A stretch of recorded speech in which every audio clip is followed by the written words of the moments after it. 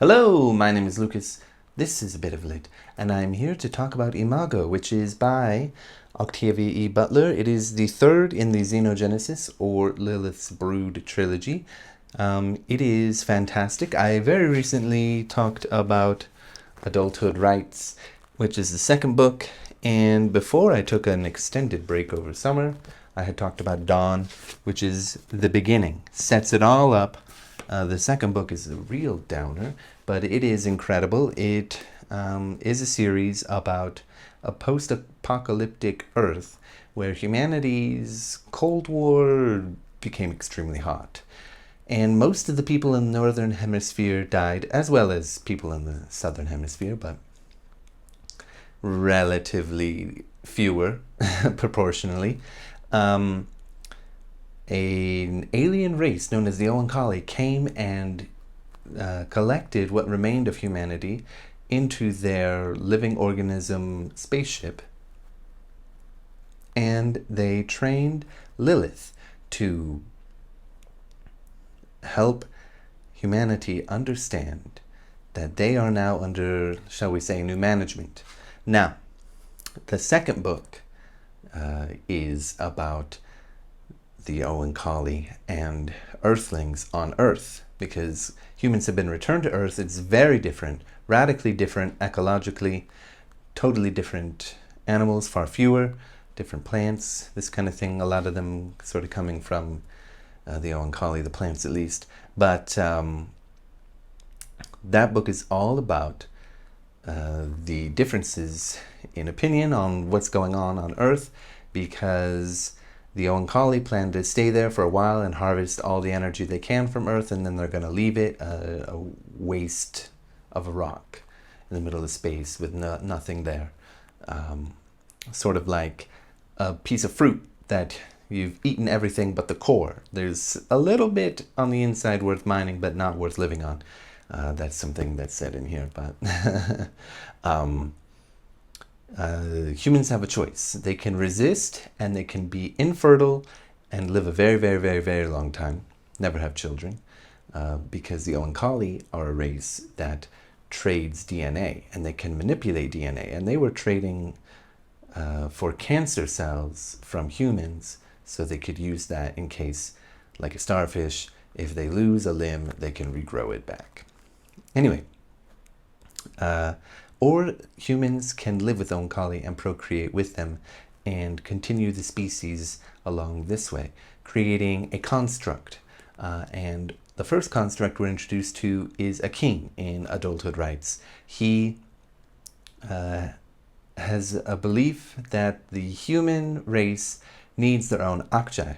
What Akjai are the Oankali that never have real contact with the humans and never cross-pollinate, so to speak, or never cross-pollinate with any species, I suppose. So he believes that the best path forward is to terraform Venus or Mars. They choose Mars because it would be easier, so that humans can have their own settlement, to have their own human Akjai. Doesn't seem like it's going to happen at the end of the second book, but then we have the third book, which does not follow Akin at all. We never see Mars, but we hear that it's going quite well. And it's actually about 50 years after the fact, if I understand correctly, the timeline. And wow, this book is quite different. Imago, if you don't know, that's sort of the last stage that an insect goes through when it finally becomes sexually mature. And boy howdy do we have that going on here, because Jodahs is our main character, another child of Lilith. Jodahs is a child that is not male nor a female construct, but an ooloi construct, the first human-born ooloi, which is an enormous deal in this book and leads to possible exile, because nobody knows what to do. Nobody has ever seen this before. Nobody trusts Jodahs.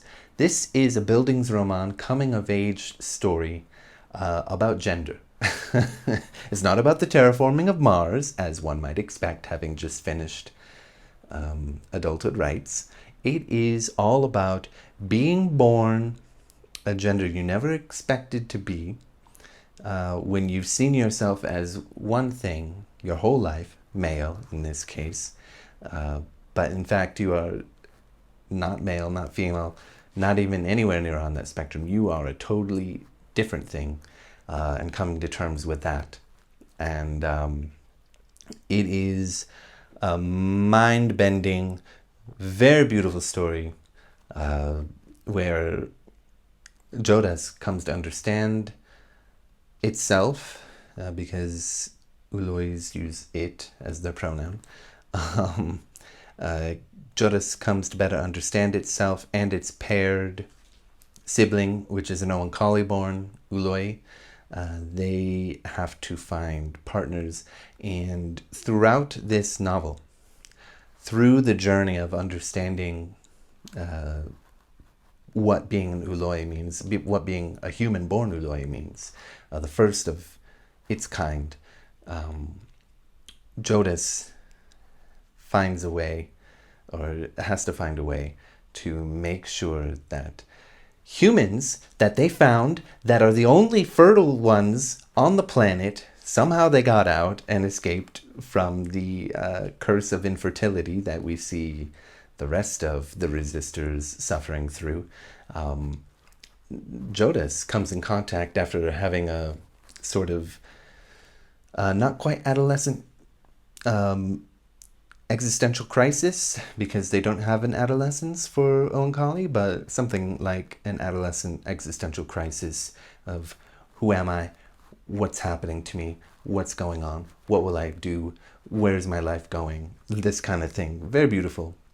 Comes into contact with Jesusa and Tomas, who are from South or Central America, and they speak Spanish, but they are horribly, horribly deformed, and they come from a village of people that are resistors, but are fertile and have children. However, the mother, who is the mother of all these children, had a defect, a certain kind of disease that led to these terrible tumors growing, and it just gets exacerbated by the situation, because they are all in this village very closely related, because there weren't very many humans around in this little village that's been isolated for 100 years. And so their deformities are extremely graphic and disturbing, and they have their own kind of religion, and they're sort of paired off quickly so people can mate, and mate as quickly as possible, have as many children as possible. It's kind of a weird, twisted situation going on. Jodahs has to find a way to get them all to comply with what's going to happen, so that they won't go back to being infertile. They can either accept what's going to happen, mate with Oankali, or go to Mars. But it sort of finds a third way, which is what's going on in this book. And they, I don't want to spoil too much, but it's a happy ending finally. After two deep, dark, and depressing novels, especially the second one. This is a really great book. It's also written in first person, which is sort of new for this series, at least. The other ones are not written in first person, but this one was really great exploration of gender and growing up, and having sort of an intense immediacy at all times throughout the whole novel. Everything is immediate. Things are happening. Things that you don't want to happen, and they have to get through all these troubles without violence, because the Oankali are not violent, and it's very clever. It's very brilliant. It is wonderful. I love this series, and I hope that you will enjoy it. If you've read any of these books, or if you've read Imago, Let me know what you think.